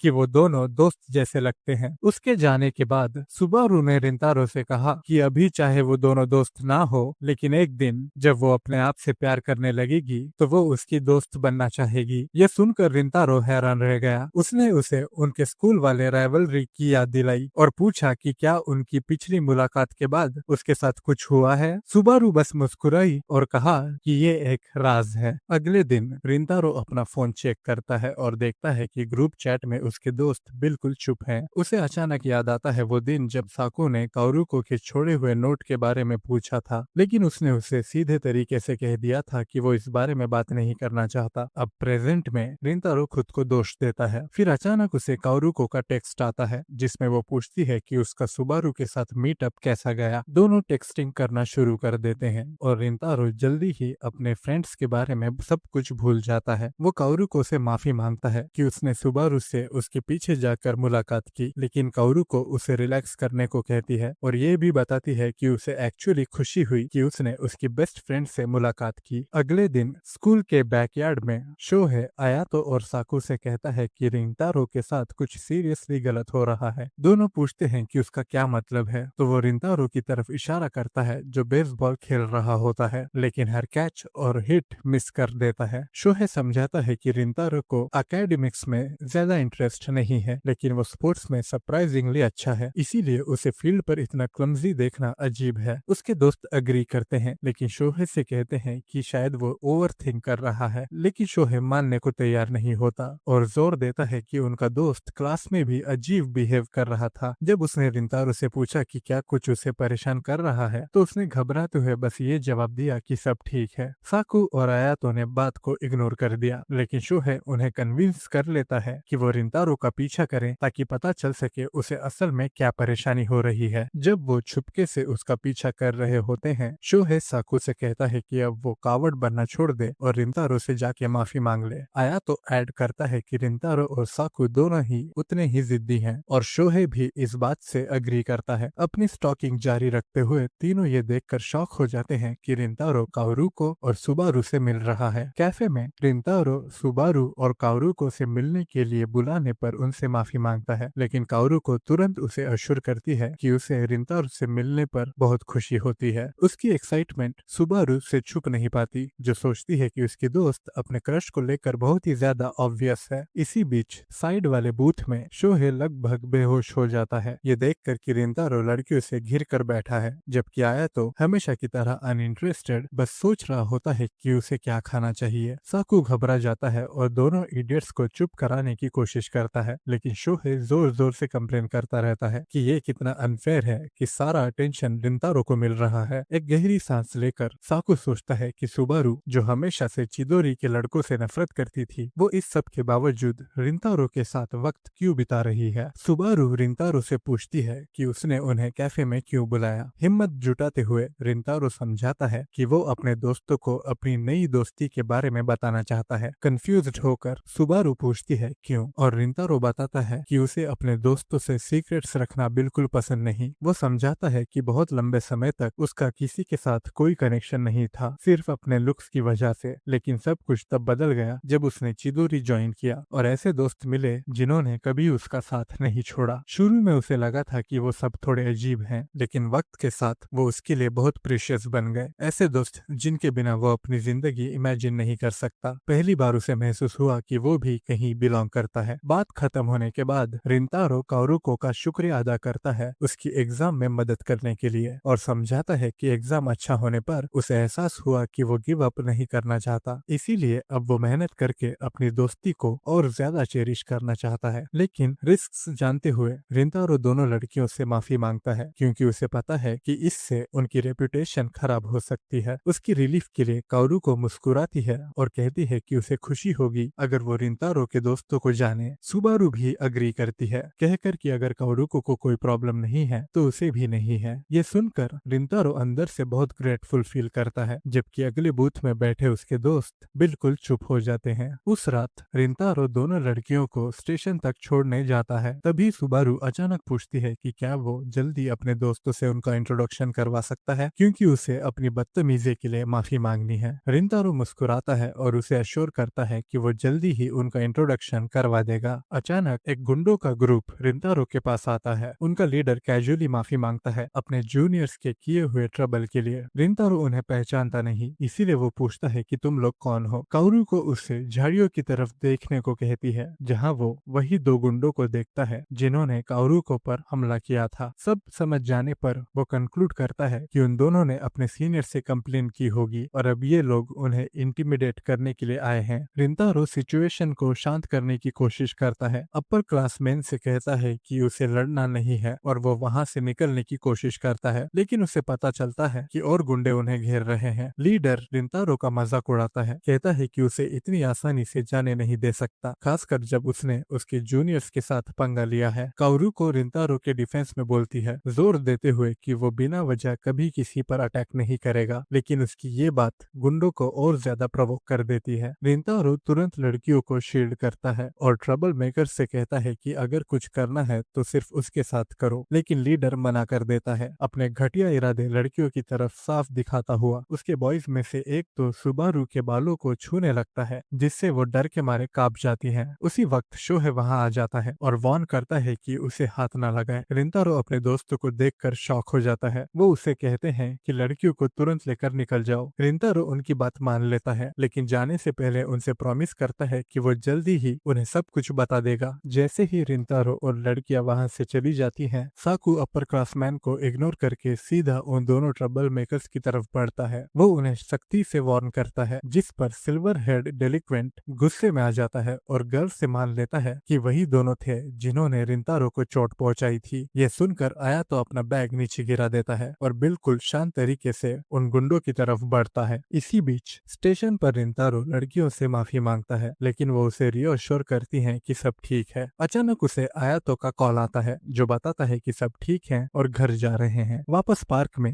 बाकी सब आयातो का बैग उठाकर उसकी तारीफ करते हैं, क्योंकि उसने अकेले ही सारे गुंडों को हरा दिया। आयातो उनकी तारीफ एक्सेप्ट करता है, लेकिन साथ ही गैंग को ये वार्निंग भी देता है कि दोबारा कभी रिंतारो की बेइज्जती ना करें। अगले दिन स्पोर्ट्स फेस्टिवल में लड़के रिंतारो के लिए चीयर करते हैं, लेकिन वो गेम में लगातार गलतियां करता रहता है। ध्यान ना लगा पाने के कारण वो एक्सक्यूज करके बाहर निकल जाता है, ये समझकर कि उसे पहले अपने दोस्तों से बात करनी होगी। किस्मत से उसके दोस्त खुद आ जाते हैं, जिससे रिंतारो अपने बिहेवियर के लिए माफी मांग पाता है। शोहे अपनी केयरलेस आदत के हिसाब से तुरंत बोल देता है कि उसे खुशी है कि उन्होंने रिंतारो का पीछा करने का फैसला किया था। अपनी गलती रियलाइज करते ही शोहे आयातो को पकड़कर भाग जाता है और साकू रुक कर रिंतारो से उसकी बदतमीजी के लिए माफी मांगता है। रिंतारो भी अपनी तरफ से माफी मांगने की कोशिश करता है, लेकिन साकू उसे रोक देता है, कहते हुए कि उसे बस ये बताना है कि वो उस पर पूरी तरह ट्रस्ट करता है। दोस्तों से सुलह करने के बाद रिंतारो एक होम रन मार देता है और अपनी टीम के लिए जीत पक्की कर देता है। उसके दोस्त उसके लिए चीयर करते हैं और रिंतारो आखिरकार बिना शर्माए खुलकर मुस्कुराता है। गेम के बाद शोहे रोने लगता है और अपने आप को उनकी हार का जिम्मेदार मानता है। लड़के उसे तसल्ली देने की कोशिश करते हैं, याद दिलाते हैं कि हमेशा एक और मौका होगा, लेकिन वो लगातार रोता रहता है, जब तक एक दयालु आइसक्रीम बेचने वाली आंटी उसका ध्यान हटाने के लिए उसे ताकोयाकी देती है ताकि वो शांत हो जाए। तभी रिंतारो को एक मैसेज आता है और वो अपने दोस्तों से पूछता है कि क्या वो फ्री हैं। थोड़ी देर बाद सब पार्क में मिलते हैं, जहां रिंतारो उनकी मुलाकात काओरुको और सुबारू से करवाता है। काओरुको को थोड़ा बुरा लगता है इतना अचानक बुलाने के लिए, लेकिन लड़के उसे यकीन दिलाते हैं कि कोई प्रॉब्लम नहीं है। मूड हल्का करने के लिए शोहे बताता है कि उनका स्पोर्ट्स डे अभी खत्म हुआ है और उन्होंने सेकंड प्लेस हासिल किया। शोहे और काओरुको को इतनी नेचुरली बात करते देखकर रिंतारो मन ही मन मानता है कि ये कमाल है कि दोनों बिना किसी ऑकवर्डनेस के इतनी आराम से बात कर सकते हैं। तभी आया तो धीरे से साकू से पूछता है कि वो लोग स्कूल से इतनी दूर क्यों मिल रहे हैं। साकू समझाता है कि ये इसलिए है ताकि उन्हें किक्यो स्टूडेंट्स के साथ कोई देख ना ले। फिर काओरू को समझाती है कि वो और सुबारू उनका शुक्रिया अदा करना चाहते थे गुंडों से बचाने के लिए। आयातो और शोहे इसे बस छोटी सी बात मानकर टाल देते हैं, जबकि साकू चुप रहता है। शुक्रिया के तौर पर काओरू को उन्हें स्नैक्स का एक बैग देती है, जिससे शोहे फिर से रो पड़ता है। जज्बात में डूबकर वो ड्रामेटिकली उसे एक फरिश्ता बुलाता है और खाने के लिए बेग करता है। उसी वक्त सुबारू खड़ी होती है और मानती है कि लाइब्रेरी में उसने सिर्फ चिदोरी से होने की वजह से उन्हें गलत तरीके से टारगेट किया था। वो दिल से माफी मांगती है। शोहे उससे कहता है कि उसे तो याद भी मुश्किल से है कि उसने क्या कहा था, जो सुबारू को हैरान कर देता है। फिर वो ऐड करता है कि उसके लिए ऐसे ताने सुनना आम बात है, जिससे सुबारू की आंखों में आंसू आ जाते हैं। साकू भी धीरे से माफी मांगता है, मानता है कि उसने भी उसके साथ ज्यादा सख्ती दिखाई थी। सुबारू तुरंत कहती है कि कोई बात नहीं, लेकिन काओरू को उसे एनकरेज करती है कि वो अपना प्लान आगे बढ़ाए। इशारा समझते ही सुबारू एक महंगी मिठाइयों का बैग निकालती है, जिससे लड़के हैरान हो जाते हैं। रिंतारो तो ये तक कहता है कि ये मिठाइयाँ इतनी पॉपुलर हैं कि तुम वैसे भी इजीली खरीद नहीं सकते। सब स्नैक्स टेबल पर आने के बाद शोहे एक छोटी सी पार्टी करने का आइडिया देता है और लड़कियों को भी ज्वाइन करने को कहता है। सुबारू थोड़ा हिचकिचाती है, सोचती है कि क्या उसे सच में शामिल होना चाहिए क्योंकि वो किक्यो से है। शोहे तुरंत उसे यकीन दिलाता है कि ये बात मैटर नहीं करती और आया तो ऐड करता है कि रिंतारो पहले ही उन्हें बता चुका है कि वो और काओरू को दोनों दिल से कितनी अच्छी हैं। जब शोहे उसे एक मिठाई देते हुए कहता है कि अब और माफी नहीं होगी, तो सुबारू को तसल्ली मिलती है और वो एक्सेप्ट कर लेती है। चॉकलेट चखते ही सुबारू अपने मन में सोचती है कि बिना जाने उसने चिदोरी के बॉयज से नफरत क्यों की थी। वापस जाते वक्त शोहे कैजुअली उससे पूछता है कि उसने इतनी महंगी मिठाइयाँ कहाँ से ली। सुबारू आगे चलकर बाकी सबके साथ जुड़ जाती है, जबकि रिंतारो और काओरू को पीछे रुक जाते हैं। रिंतारो उसका शुक्रिया अदा करता है कि उसने उसकी पढ़ाई में मदद की और पूछता है कि क्या उसे बदले में कुछ चाहिए। काओरू को थोड़ी देर रुककर मानती है कि वो उसके साथ अकेले कहीं जाना चाहती है। अगले दिन रिंतारो बिल्कुल नर्वस होता है, पसीना पसीना होते हुए दुआ करता है कि उसकी डेट खराब ना हो जाए। जैसे ही वो ट्रेन से उतरता है उसे शौक लगता है देखकर कि काओरू को भी उसी ट्रेन से बाहर आ रही है। वो कोइंसिडेंस पर हंस देती है और मानती है कि वो इस दिन का इंतजार कर रही थी, जिससे रिंतारो लाल हो जाता है। दोनों एक्वेरियम जाते हैं जहाँ काओरू को बताती है कि वो काफी टाइम से यहाँ नहीं आई थी। जब रिंतारो पूछता है कि उसने ये जगह क्यों चूज की, तो वो समझाती है कि उसे उसके साथ डॉल्फिन शो देखना था, लेकिन फिर वो एक्साइटेड होकर मछलियों को ग्रीट करने, राइड्स ट्राई करने और टेस्टी फूड खाने के बारे में बोलने लगती है। थोड़ा परेशान होकर वह रिंतारो से पूछती है कि क्या उनके पास सब कुछ करने का टाइम होगा। रिंतारो हंसकर उसे यकीन दिलाता है कि वो उसके सारे विशेष पूरे करेंगे। दोनों राइड्स एंजॉय करते हैं और बाद में खाना खाने बैठ जाते हैं। रिंतारो फिर से उसका शुक्रिया अदा करता है कि उसकी वजह से वो पास हो गया और खुद को एक बेवकूफ बुलाता है। काओरू को मुस्कुराकर उससे पूछती है कि उसका स्पोर्ट्स डे कैसा था। रिंतारो खुशी से बताता है कि उसने बहुत मजा किया, जिस पर काओरू को उससे कहती है कि वो सब फन मोमेंट्स शेयर करे। रिंतारो दिल खोलकर सब बताता है और बाद में जब डॉल्फिन शो का टाइम आता है तो वो वॉशरूम जाने का एक्सक्यूज बनाता है। बाथरूम में रिंतारो सोचता है कि काओरू को आज कितनी ज्यादा क्यूट लग रही है और उसकी मुस्कान उसके दिमाग से निकल ही नहीं रही। बाहर आने पर वो देखता है कि काओरू को एक रोती हुई छोटी लड़की को संभाल रही है। उस लड़की का नाम मीका है जो खो गई है और काओरू को रिंतारो से पूछती है कि क्या वो उसके पेरेंट्स को ढूंढने में मदद कर सकते हैं। रिंतारो थोड़ी चिंता करता है कि शायद डॉल्फिन शो मिस हो जाए, लेकिन काओरू को इंसिस्ट करती है कि वो बच्ची को अकेले नहीं छोड़ सकती। रिंतारो उसकी काइंडनेस से इम्प्रेस होता है और देखता है कैसे काओरू को मीका को तसल्ली देती है। काओरू को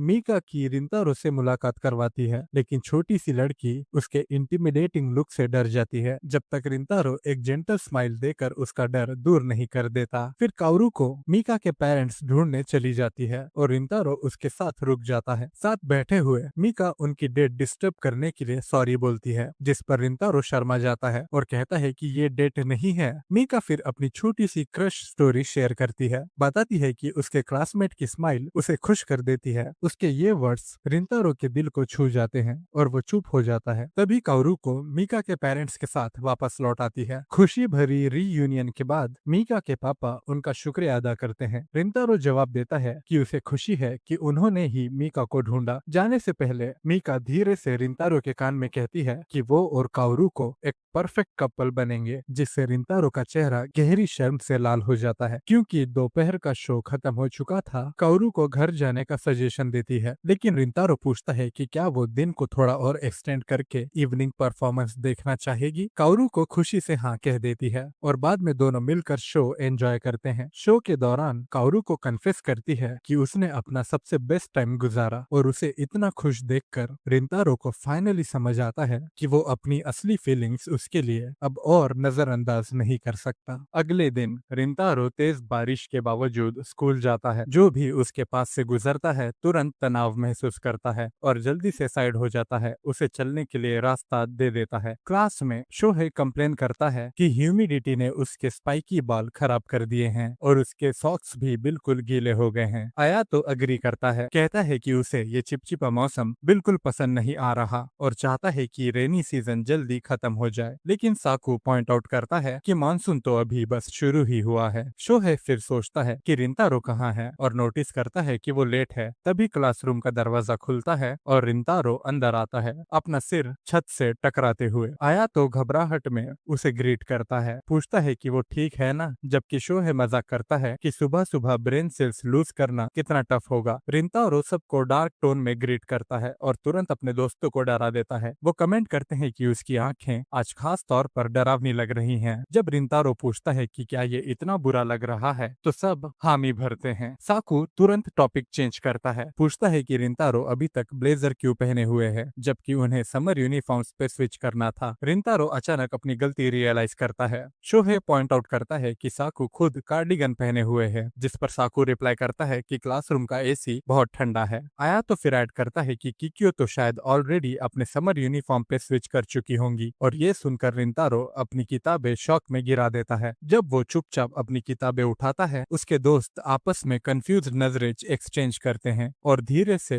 फुसफुसाते हैं, सोचते हैं कि शायद उसके साथ फिर से कुछ गलत हो रहा है। आया तो याद करता है कि उसने रिंतारो को लंच में उल्टे चॉपस्टिक से खाते हुए देखा था। फिक्र में वो सजेस्ट करता है कि उन्हें सीधा पूछना चाहिए कि क्या चल रहा है, लेकिन साकू इंसिस्ट करता है कि अगर रिंतारो बात करना चाहता तो वो खुद ही करता। तो वो लोग डिसाइड करते हैं कि इसे वैसे ही छोड़ देते हैं। शोहे फिर मूड हल्का करने के लिए सजेस्ट करता है कि उन्हें काफी टाइम के बाद एक साथ हैंग आउट करना चाहिए, लेकिन रिंतारो अभी भी सोच में डूबा रहता है। उसका दिमाग पूरी तरह से काउरुको में उलझा होता है। वो उसे अपने दिमाग से निकालने की कोशिश करता है, पर यह सोच उसे इमोशनल कर देती है। जब वो किक्यो बिल्डिंग की तरफ देखता है तो उसके दिमाग में यह सवाल आता है कि काउरुको सुबह क्या करती होगी, क्या वो पढ़ती है या फिर सुबारू और अपनी फ्रेंड्स से बातें करती है। ये रियलाइज करके कि वो फिर से काउरुको के बारे में सोच रहा है, वो शर्म से अपने डेस्क के पीछे छुप जाता है। खुद को समझाने की कोशिश करता है कि काउरुको का उस बिल्डिंग में पढ़ना कोई अजीब बात नहीं है, लेकिन डॉल्फिन शो में उसके साथ बिताए हुए वक्त की यादें उसे पूरी तरह से ओवरवेल्म कर देती हैं।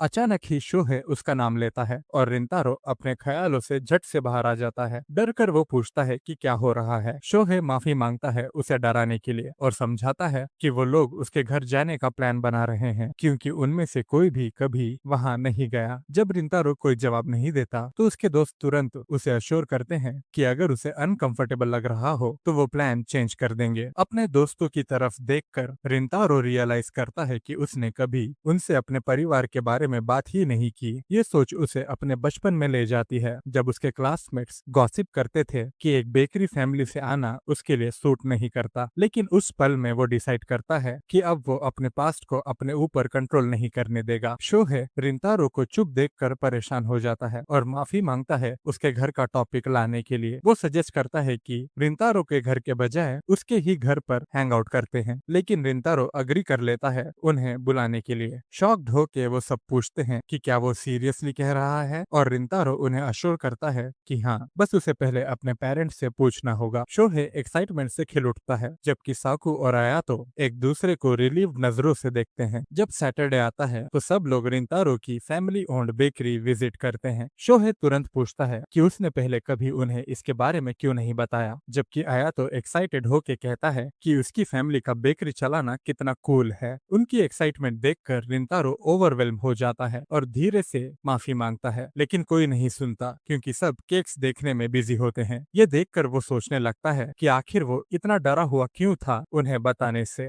तभी उसकी माँ क्योको आती है और उन्हें प्यार से वेलकम करती है। एक एक करके उसके दोस्त पोलाइटली अपना इंट्रोडक्शन देते हैं। साकू अनअनाउंस्ड आने पर एक गिफ्ट देता है, जिसे क्योको खुशी से एक्सेप्ट करती है और बताती है कि उसने पहले ही बहुत सारा खाना प्रिपेयर कर लिया है। पीछे से देखते हुए रिंतारो नोटिस करता है कि उसकी माँ कितनी खुश लग रही है जब वो उससे कहती है कि अपने दोस्तों को घर दिखाओ। जब लड़के चले जाते हैं, क्योको वापस किचन में जाती है और अपने स्टाफ को बताती है कि आज वो थोड़ा जल्दी निकलेगी। जब स्टाफ रिमार्क करता है कि वो बहुत चीयरफुल लग रही है तो वो शेयर करती है कि उनका बेटा पहली बार अपने दोस्तों को घर लेकर आया है। इसी बीच लड़के रिंतारो का घर देखकर हैरान हो जाते हैं। शोहे आयातो और साकू को बुलाता है रिंतारो की चाइल्डहुड फोटोज देखने के लिए, और वो सब ये जानकर सरप्राइज हो जाते हैं कि रिंतारो का एक बड़ा भाई भी है। रिंतारो को अपने दोस्तों का वहां होना अजीब सा लगता है। अचानक उसकी माँ उसे बुलाती है और जब वो देखने जाता है तो काउरू को और सुबारू को देखकर बिल्कुल स्टंड रह जाता है। काउरू को दखल अंदाजी करने के लिए माफी मांगती है, जबकि रिंतारो अभी भी शौक में पूछता है कि वो यहाँ क्या कर रही है। उसकी माँ समझाती है कि वो लोग केक लेने आए थे और सुबारू भी शर्माते हुए माफी मांगती है। क्योको फिर प्यार से सजेस्ट करती है कि जब सब दोस्त ही हैं तो लंच के लिए रुक जाना चाहिए। काउरू को थोड़ा हेजिटेट करती है। रिंतारो से पूछती है कि क्या ये सच में ठीक है, लेकिन उसके जवाब देने से पहले ही शोहे उन्हें एक्साइटेडली वेलकम कर लेता है। साकू उसे डांट देता है बीच में बोलने के लिए, जिससे क्योको हंस पड़ती है। फिर वो सुबारू का शुक्रिया करती है रिंतारो के साथ अच्छा होने के लिए और कहती है कि रिलैक्स करो, जिससे सुबारू की टेंशन थोड़ी कम हो जाती है। इसी बीच काउरू को फिर से रिंतारो से माफी मांगती है, उसी मुस्कान के साथ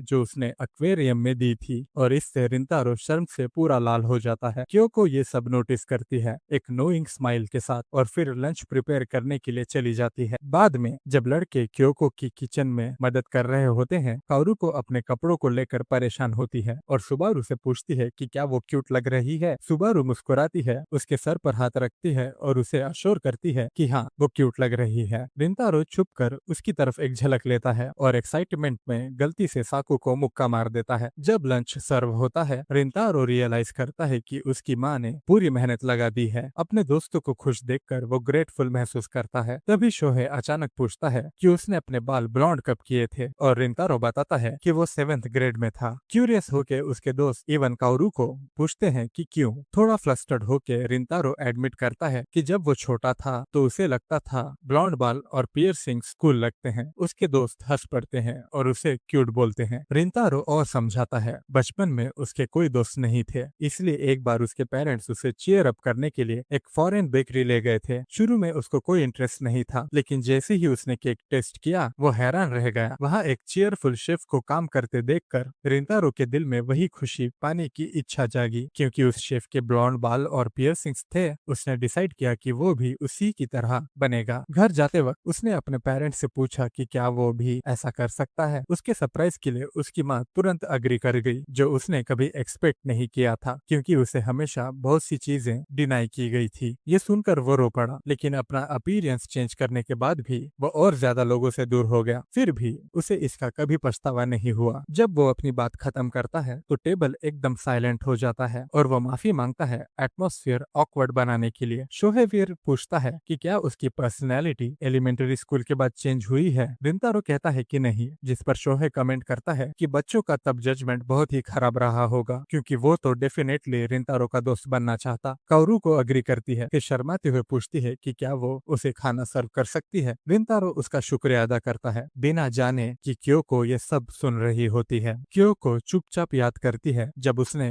अपने खुद के पियर्सिंग्स करवाए थे। उसके हस्बैंड ने पूछा था कि क्या वो ये रिंतारो के लिए कर रही है, और उसने अपने बेटे के आंसुओं को याद किया था जब उसने दोस्तों को बनाने की कोशिश छोड़ देने की बात की थी। उस दिन उसके चेहरे की खुशी देखकर उसने डिसाइड कर लिया था कि वो हमेशा उसका सपोर्ट करेगी। मुस्कुराते हुए उसके हस्बैंड ने कहा था कि एक दिन रिंतारो समझेगा कि उसकी माँ उससे कितना प्यार करती है। उसने कहा था कि उसकी सिर्फ एक ख्वाहिश है, उसका नर्म दिल बेटा ऐसे लोगों से घिरा हो जो उसे खुशी खुशी अपनाए। वापस प्रेजेंट में क्योको घर को हंसी से भरा देखकर खुशी से अनाउंस करती है कि उसके पास सबके लिए केक है। काओरू को और शोहे एक्साइटमेंट में चीयर करते हैं और जाते वक्त रिंतारो तुरंत उसके पीछे भागता है उसे थैंक यू कहने के लिए। वो अपनी टोपी पहनती है, इमोशन से भरी हुई, और वापस काम पर चली जाती है। बाद में शोहे फुटबॉल वीडियो गेम में साकू को हरा देता है, जिससे साकू सल्क करने लगता है। शोहे उसे टॉन्ट करता है कि तभी वापस आना जब वो बेटर हो जाए, लेकिन आया तो याद दिलाता है कि वो तो बस लास्ट प्लेस के लिए खेल रहा था। आया तो फिर काओरुको की सरप्राइजिंग गेमिंग स्किल्स की तारीफ करता है। शोहे फिर रिंतारो की तरफ मुड़कर पूछता है कि क्या वो शॉप में मदद करता है। रिंतारो कहता है कभी कभी, और शोहे सोचता है कि समर ब्रेक बिजी होगा क्या। रिंतारो कहता है शायद नहीं, जिससे शोहे सजेस्ट करता है कि उन्हें साथ में हैंग आउट करना चाहिए। आया तो पूछता है कि रिंतारो क्या करना पसंद करेगा, और रिंतारो प्रपोज करता है या तो बीच जाना या फिर फायरवर्क्स देखना। शोहे इंस्टेंटली एक्साइट हो जाता है और तुरंत काओरुको और सुबारू को इनवाइट कर लेता है। काओरुको खुशी से एग्री करती है, लेकिन सुबारू सबको याद दिलाती है कि समर ब्रेक से पहले एग्जाम्स आने वाले हैं, इसलिए उन्हें मेहनत से पढ़ना होगा। दोस्त तुरंत ही डिफ्लेटेड हो जाते हैं। शोहे ड्रामा करते हुए काप कर कहता है कि रियलिटी ने उसे तोड़ दिया है। आया तो शांति से कहता है कि ये कभी ना कभी होना ही था। मजबूर होकर शोहे साकू की तरफ देखता है, लेकिन साकू उसकी मदद करने से सीधा मना कर देता है। तभी सबके सरप्राइज के लिए काओरू को सजेस्ट करती है कि सब मिलकर एक स्टडी ग्रुप बनाते हैं। ये सुनकर रिंतारो और उसके दोस्त उसे शौक में घूर कर देखते रह जाते हैं। कुछ दिन बाद दोस्तों का ग्रुप एक रेस्टोरेंट में जाता है। शोहे तुरंत एक बड़े मील का ऑर्डर करता है, जबकि काओरू को रिंतारो की तरफ झुकती है ये पूछने के लिए कि क्या ऑर्डर करे, जिससे आयातो और साकू उन दोनों को मुस्कुराते हुए देखते हैं। जब सब खाना खत्म कर लेते हैं, काओरू को अनाउंस करती है कि अब शुरू करने का टाइम है, लेकिन सुबारू धीरे से उसे कहती है कि शोहे की तरफ देखो, और शोहे सो रहा होता है। साकू तुरंत उसे थप्पड़ मारकर उठाने की कोशिश करता है और रिंतारो लड़कियों को समझाता है कि शोहे देर रात तक पढ़ाई कर रहा था। शोहे की सिचुएशन समझते हुए काओरू को प्यार से सजेस्ट करती है कि क्योंकि रेस्टोरेंट में बहुत सारे डेजर्ट्स हैं, उन्हें स्टडी गोल्स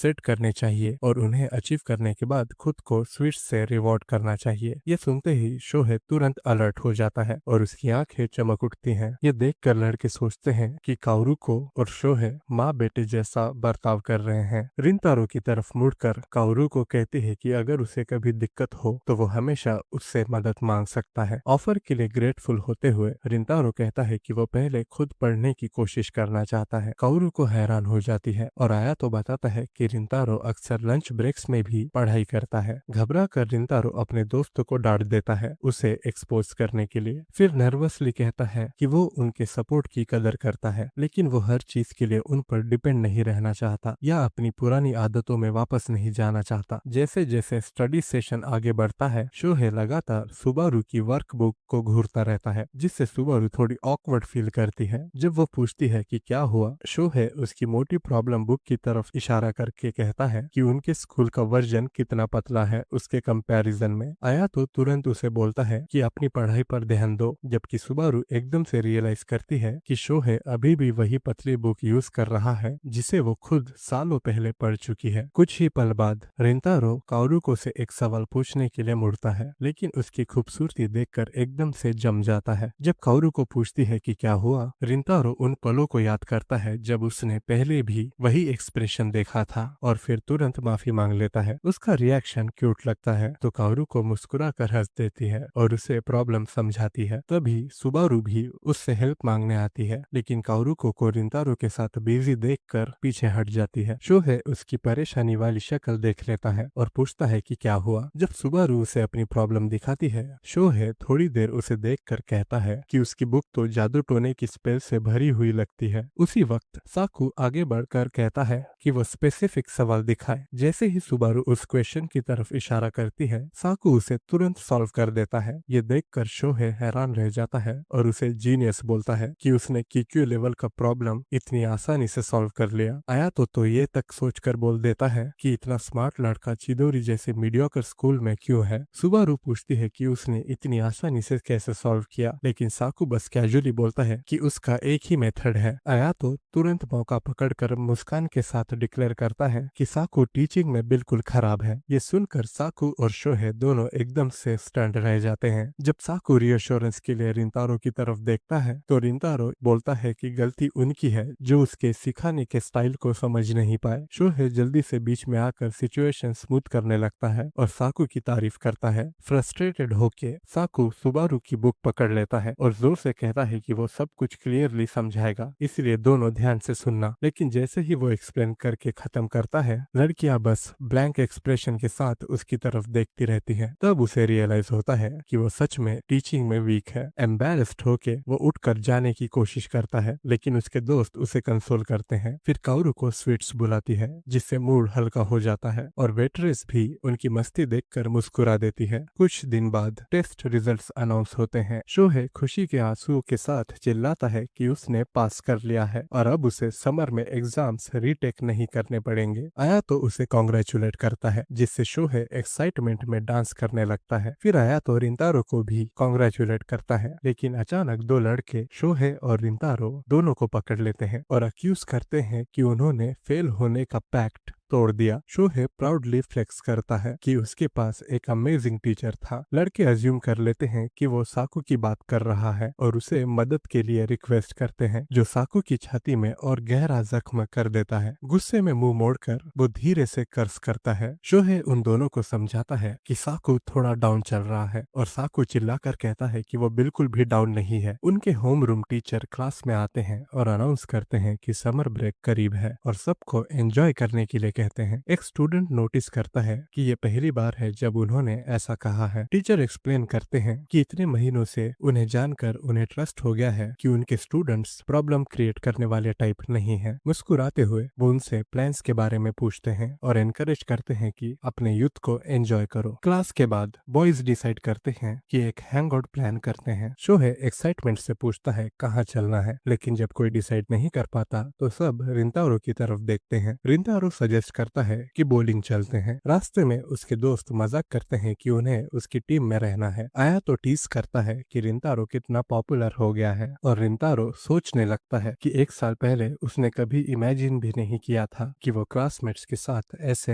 हैंग आउट करेगा। उसे रियलाइज होता है कि सब कुछ काओरुको से मिलने के बाद ही चेंज हुआ है। तभी एक लड़का किक्यो गर्ल्स को देख लेता है। शोहे लगभग उनके नेम्स बुलाकर उनकी दोस्ती एक्सपोज कर देता है, लेकिन साकू तुरंत उसे चुप करा देता है। एक और लड़का याद करता है कि उसने काओरुको को उनके स्कूल के गेट पर देखा था, लेकिन ग्रुप जल्दी से टॉपिक चेंज करके आगे बढ़ जाता है। इस बीच शोहे नोटिस करता है कि रिंतारो लॉन्गिंग वाली नजर से काओरुको को देख रहा है और सीधा पूछ लेता है कि क्या वो काओरुको को डेट कर रहा है। रिंतारो तुरंत डिनाई करता है, लेकिन जब पूछा जाता है कि क्या उसे काओरुको पसंद है तो वो ब्लश कर जाता है। शोहे कहता है कि उसकी क्रश तो ऑब्वियस है, जबकि आयातो और साकू ऑकवर्डली आगे चल देते हैं ताकि कन्वर्सेशन अवॉइड कर सके। शोहे प्रॉमिस करता है कि जरूरत पड़ने पर वो उसकी हेल्प करेगा, लेकिन बाकी दोस्त उसे खींच लेते हैं। रिंतारो के अनईजी एक्सप्रेशन को देखकर आयातो उसे रियश्योर करता है कि उनके बीच उसका सीक्रेट सेफ है। ब्लशिंग करते हुए रिंतारो सोचता है कि क्या काओरुको ने उसकी फीलिंग्स नोटिस की हैं। बॉलिंग एली में सब शुरू करते हैं। शोहे पहले खेलता है और अपनी सॉलिड परफॉर्मेंस सेलिब्रेट करता है। जब साकू की टर्न आती है, उसकी टीम सीक्रेटली होप करती है कि वो फेल हो जाए क्योंकि वो हर चीज में अच्छा है, लेकिन उनके डिसअपॉइंटमेंट के लिए साकू फ्लॉलेसली परफॉर्म करता है, जिससे सब जेलस हो जाते हैं। दूसरी तरफ रिंतारो सर्व करता है क्योंकि वो स्ट्रगल करता रहता है और दोस्तों की एनकरेजमेंट के बावजूद लो स्कोर करता है। अपोजिंग टीम उनका मजाक उड़ाती है और डिक्लेयर करती है कि लंच वो ही जीतेंगे। एम्बेरेस्ड होकर रिंतारो एक्सक्यूज करता है और ड्रिंक लेने चला जाता है। वहीं वो सोचता है कि सब क्यों अज्यूम करते हैं कि वो काओरुको को डेट कर रहा है, जबकि असल में उसे बस इतने से ही खुशी मिलती है कि वो काओरुको को स्माइल करता हुआ देख सके।